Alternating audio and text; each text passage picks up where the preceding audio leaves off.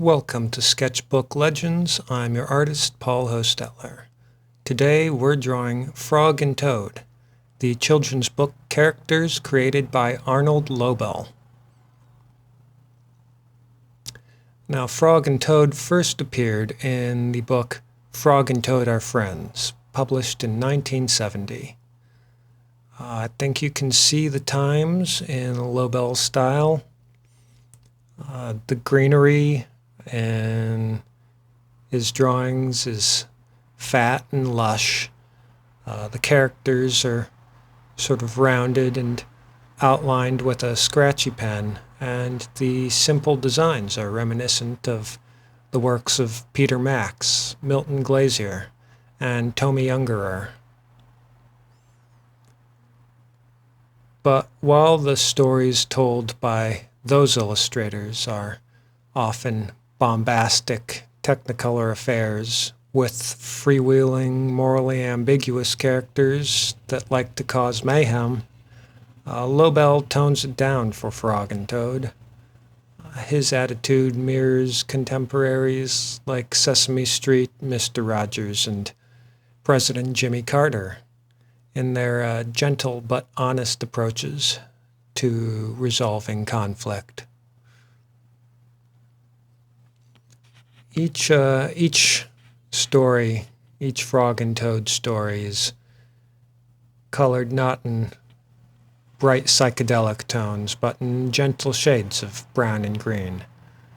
Lobel also was more interested in properly portraying depth in his illustrations than Ungerer or Peter Max, both of whom took more graphic approaches to their art. I'm trying to capture that there. These are rounded characters with three-dimensional aspects. I'm unsure as to exactly what sort of materials Lobel used. I'm going to be using my usual brush pen with a little China marker. But given the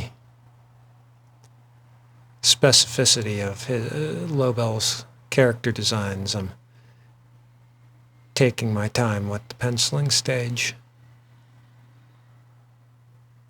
Alright, here we go. As usual, I'm starting with the head and the eyes of character.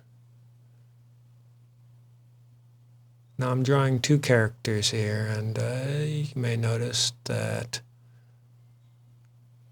the less complicated character design is, the more comfortable I feel drawing multiple characters at a time. Charles Addams had some pretty simple character designs, pretty iconic.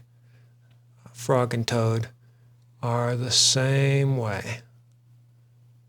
I'm giving Toad here. Toad is the shorter member of the duo. Frog is a little lankier, which is why I've got them running, and Frog is a little bit in front since he's got the longer legs.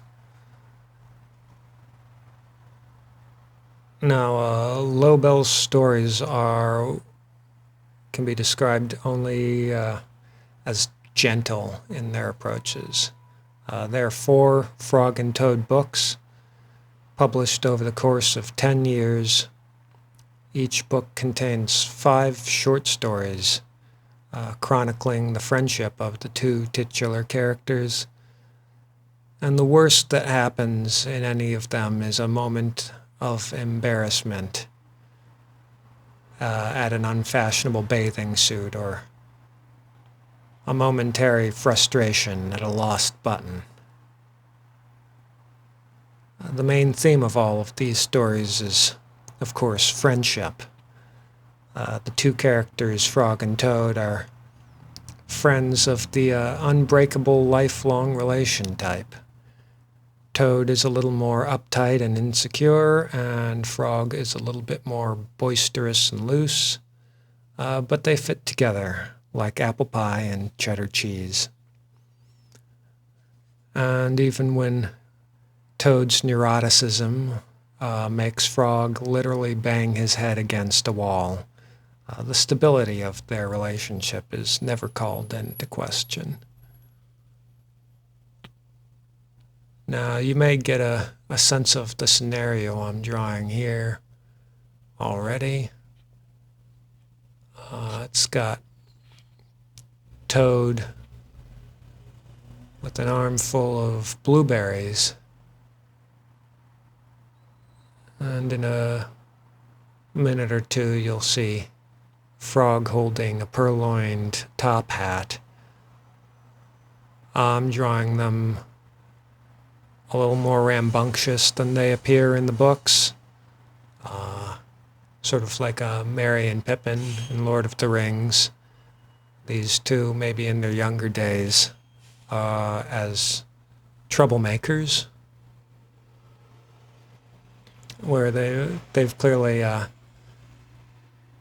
stolen these blueberries, and Frog has just grabbed the hat off of an old man. But we'll get to that later.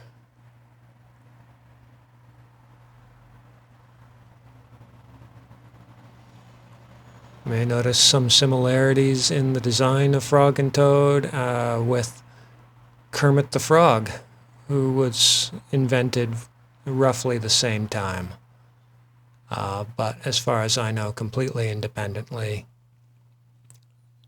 Artists were comfortable in those days inventing amphibian characters with non-human eyeball features, which you don't really see anymore.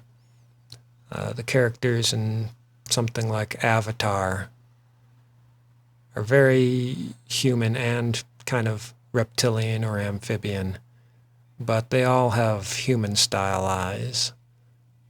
There's something to be said about paring a design down to the basics in order to give them the chance to be individualized by their features, rather than trying to make something more human in order to humanize them through design rather than through their acts.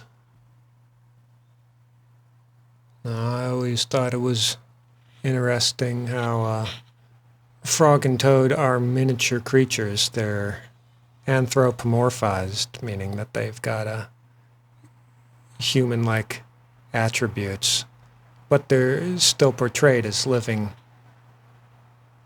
in a swamp, in a woodlands, and being of tiny stature. And maybe it's just the present day, but I think it's very admirable that he restrained himself in the world building of this Frog and Toad society, in that there's not necessarily anything like the Wind in the Willows, where you see outside the perspective of these two characters and learn about how their world works, how their money works, the way humans and creatures interact.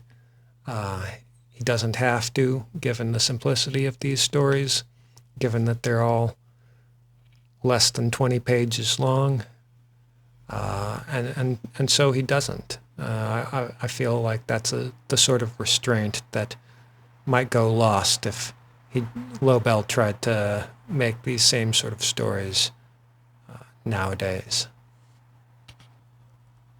Now, personally, I think that the last Frog and Toad story, I looked all of these up ahead of time, and the last Frog and Toad story is, I feel, the most poignant and the most profound. It involves Frog deciding to sit alone on an island for a while in solitude, and Toad becoming anxious that his friend doesn't want to spend time with him anymore. And then finds out that Frog simply wanted to spend some time meditating on how happy he was having Toad as a friend. It speaks to something about the quality of quietness and solitude that we also don't get very much of these days.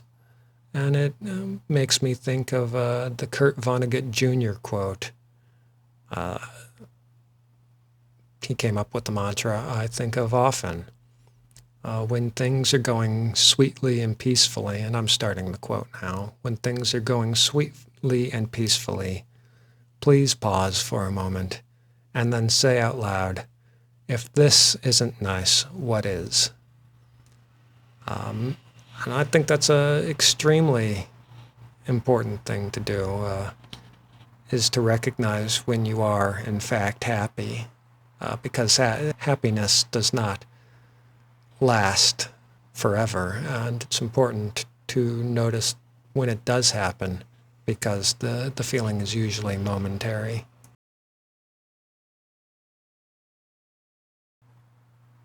You can see here that I had to change the orientation of the top hat that Frog stole. I realized at the last moment that if you were stealing a hat off of someone's head, you'd have to grab it in a certain way, and the way I drew it previously was not the way that was not that way. So I had to reorient the hat and figure out the perspective on that right before I started inking.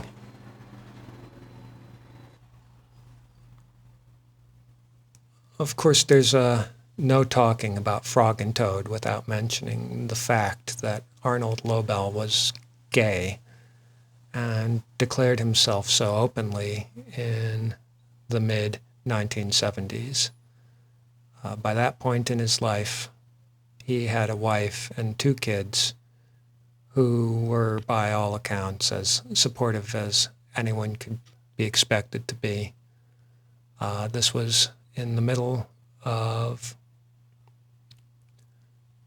in the early 1980s, he had separated from his wife, who was also his collaborator, Anita, and moved to Greenwich Village with his partner, Howard Weiner, possibly Weiner. And they stayed together through Lobel's death in 1987.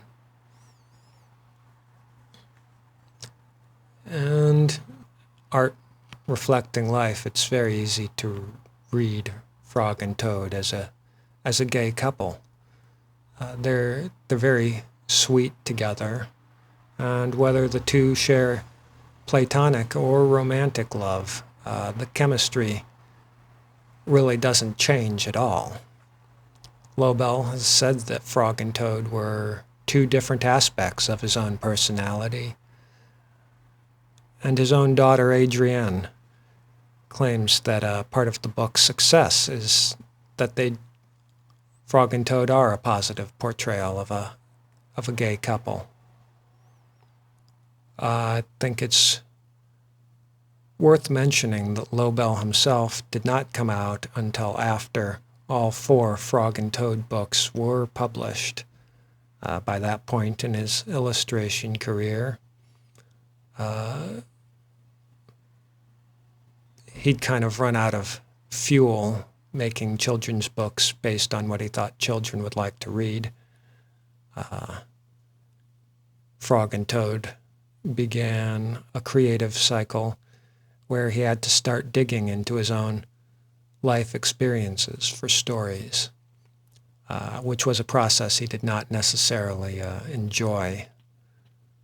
The basic idea of Frog and Toad, for example, came from games Lobel had to play with himself as a child. Apparently he was sickly for much of the second grade, and he had to spend a lot of time in bed, and he would come up with animal companions to keep himself company. And when he got back to school, he was, of course, behind everybody else, and he used his artistic abilities to help himself make friends, and also just to occupy himself when he couldn't make friends. Any other artists watching will definitely understand that sort of impulse. Fortunately, Lobel was able to make a good living from his illustration. A good chunk of his income came from drawing children's books and writing children's books, and even if he had to supplement his income with advertising art now and then, which he hated, it wasn't very difficult for him to find that sort of work, since back in the mid-20th century, illustrators were paid a living wage for their services, which were socially valued, unlike today. It should be noted that fees for commercial art really haven't grown since Lobel was working. Lobel got a $200 for a commission. The same sort of commission contracted today would probably still be for around a $200 price. But, for the artist, that's much less purchasing power, which is why all of us are burnt out and going to YouTube. And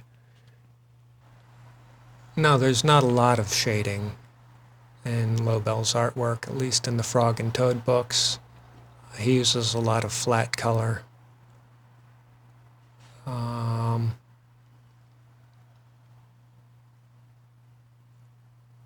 There was the possibility of doing this in washes, like watercolor or ink washes. You get a little bit more of a flat tone, which might have coincided better with how Lobel worked, but this is, after all, still fan art, and I'm still most comfortable with completing these kinds of things using dry media at my disposal. And maybe it gives a new perspective on the characters, too, to have them rendered slightly differently.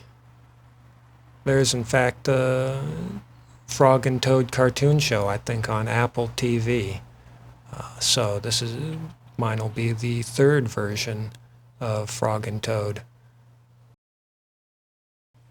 ever created, at least. Lobel's originals, then the animated stylings, which do capture most of what Lobel was going for, even if they look a little bit flatter and simpler and lose a little bit of the rustic charm in the animated style. I'm trying to keep the rustic charm and lose maybe a little bit of the simplicity. Not that I think I'm doing it any better than he did. Lobel was awarded a Caldecott Medal for Frog and Toad, Our Friends, and he got a Newbery Honor Award from the American Library Association for Frog and Toad together. These are the two biggest awards in children's literature, akin to winning an Oscar and a Nobel Peace Prize, but with less rigging going on behind the scenes. Unlike a lot of the art that I do, I thought I'd add a little background to mine, since setting is a very important part of what Lobel is going for in his artwork. all of his Frog and Toad stories have a very distinct setting. You get to see the woodlands, you get to see the rocks and the ponds and the puddles, and Frog and Toad's very, very cozy little houses. And you also get to see, finally, a little bit of the very rich man whose hat Frog has stolen. You only get to see the arm because I wasn't sure what sort of animal to make the rich guy, maybe a salamander or something. But since it wasn't a Lobel creation, thought it better to keep the focus on his two main characters there.